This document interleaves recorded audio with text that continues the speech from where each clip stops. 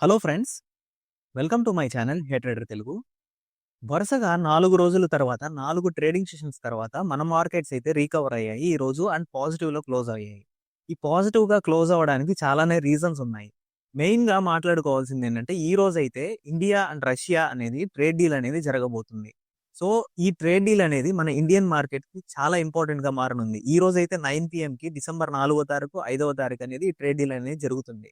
So, ఎందుకింత important అంటే India, Russia trade deal already మనం చూస్తే లాస్ట్ 4 ఇయర్స్‌గా మనకి రష్యా అనేది ఎంత హెల్ప్ చేస్తుంది.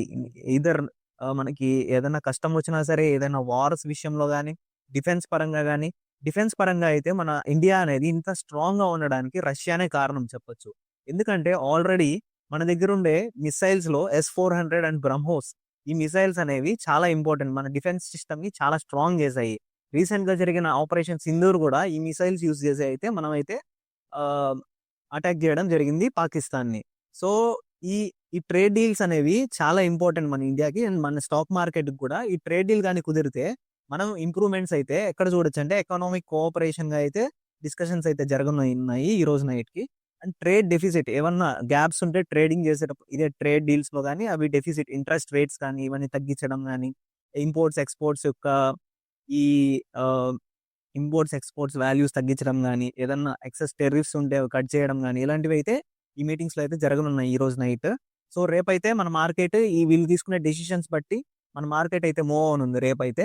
ఇండియా, రష్యా ట్రేడ్ డీల్ అనేది ఆల్రెడీ పుతిన్ గారు ఆల్రెడీ ఢిల్లీలో అరైవ్ అయ్యారు and they started the meeting also ఈరోజు.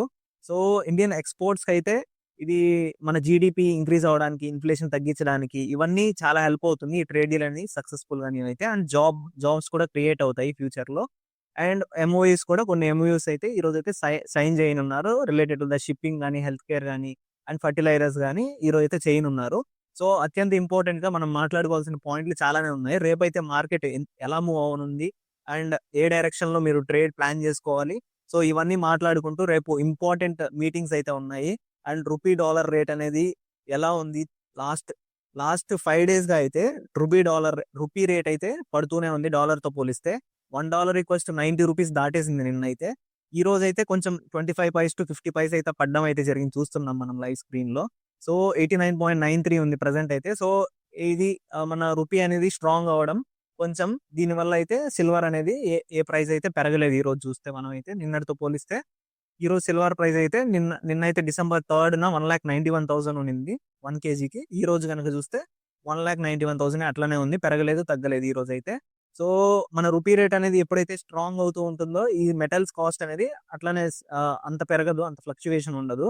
సో, రూపీ పడింది కాబట్టి ఈ మెటల్స్ ప్రైస్ అనేది పెరుగుతూ ఉంది. గోల్డ్ గాని, సిల్వర్ గాని, ఇంకేదైనా మెటల్స్. కాపర్ కూడా ఈరోజు 7% పైగా పెరగడానికి కారణం ఇదే. సో, ఈ ఈ కీ ఇష్యూస్‌ని మాట్లాడుకుంటూ అండ్ మనం మార్కెట్ అనేది మూవ్‌మెంట్ ఎలా ఉండబోతుందనేదైతే చెప్పబోతున్నాం ఈ వీడియోలో. And Nifty, bank Nifty and Sensex పరంగా డైలీ ఈ టెక్నికల్ అనాలిసిస్ అయితే చేసైతే మనమైతే ఈ వీడియోని ఎండ్ చేస్తాం. సో, ఖచ్చితంగా ఎండింగ్ వరకైతే చూడండి. ఆల్రెడీ మనం రేపైతే డిసెంబర్ 5వ తారీఖున ఆర్‌బీఐ మీటింగ్ అయితే ఉంది. అంటే ఈ ఆర్‌బీఐ మీటింగ్ దేని గురించంటే 25 బేసిస్ పాయింట్స్ అనేది రెపో రేట్ అనేది కట్ చేయనుంది ఆర్‌బీఐ అనేది ఒక న్యూస్ అయితే ఉంది. సో, ఈ న్యూస్ కానీ రియాలిటీగా మారితే మాత్రం మన మార్కెట్ అనేది పాజిటివ్‌గా ఈ 26,000 లెవెల్ దగ్గర ఆల్రెడీ 1 మంత్ నుంచి అక్కడే ట్రేడ్ అవుతుంది. 25,500 దగ్గర నుంచి 26,300 ఆల్ టైమ్ హైని క్రాస్ చేసి 200 పాయింట్స్ ఫర్దర్ అయితే క్లోజ్ అవ్వడం చూసాం డిసెంబర్ స్టార్టింగ్‌లో.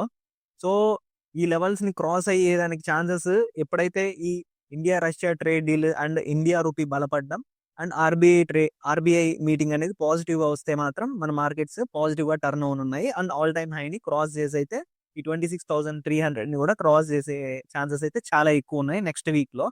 సో, మన ఈ 25 బేసిస్ పాయింట్స్ కట్ చేయాలనే కోరుకుంటున్నాను. ఈ బేసిస్ పాయింట్స్ కట్ చేయడం వల్ల యూజ్ ఏంటంటే, మనకైతే ఎవరికైనా హౌస్ లోన్స్ కానీ ఎవరైనా తీసుకుంటే వాళ్ళకైతే ఇంట్రెస్ట్ రేట్స్ తగ్గనున్నాయి. దానిపైన రియల్ ఎస్టేట్ ఇవన్నీ పెరగనున్నాయి దీనివల్ల బేసిస్ పాయింట్స్ వల్ల.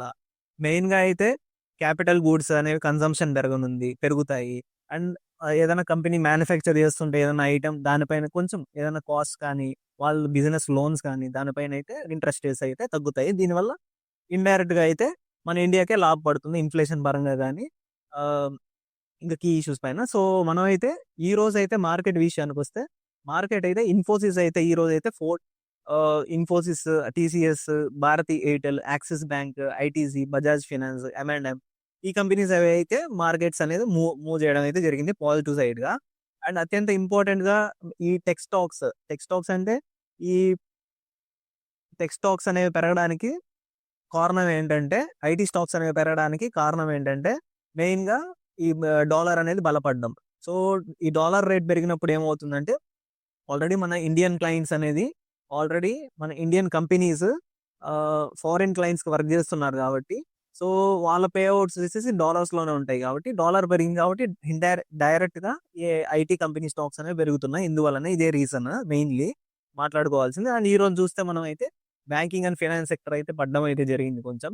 సో, చాలా వీక్‌గా ఉంది బ్యాంకింగ్ అండ్ ఫైనాన్స్ సెక్టర్. ఈ రోజు తీసుకునే డెసిషన్ బట్టి ఇండియా, రష్యా ట్రేడ్ డీల్ గాని ఏదన్నా పాజిటివ్‌గా డిఫెన్స్ పరంగా వస్తే రేపైతే డిఫెన్స్ స్టాక్స్‌లో మనం మూవ్‌మెంట్ చూసే ఛాన్సెస్ అయితే చాలా ఎక్కువ ఉన్నాయి. డిఫెన్స్ అండ్ PSU బ్యాంక్స్ పరంగా అయితే పాజిటివ్‌గా చూడొచ్చు మనం రేపు.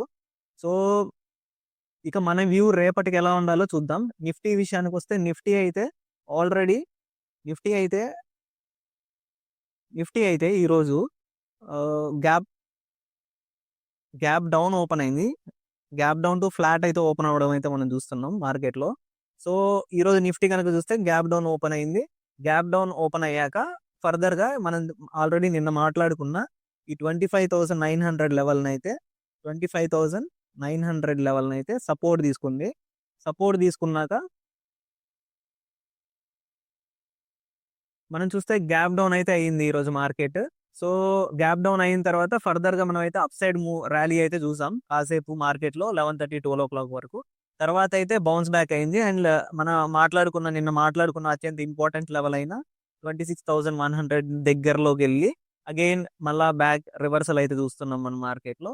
అండ్ ఫర్దర్ క్లోజింగ్ అయితే 26,000 అబోవే క్లోజ్ అవ్వడం అయితే చూస్తున్నాం.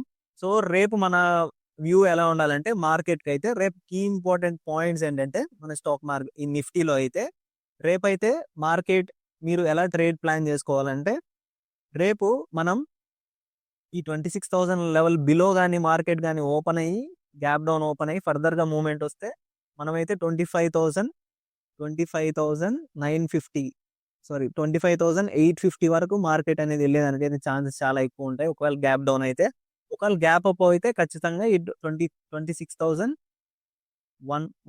దగ్గర అయితే 100 వరకు మార్కెట్ అయితే వెళ్తుంది.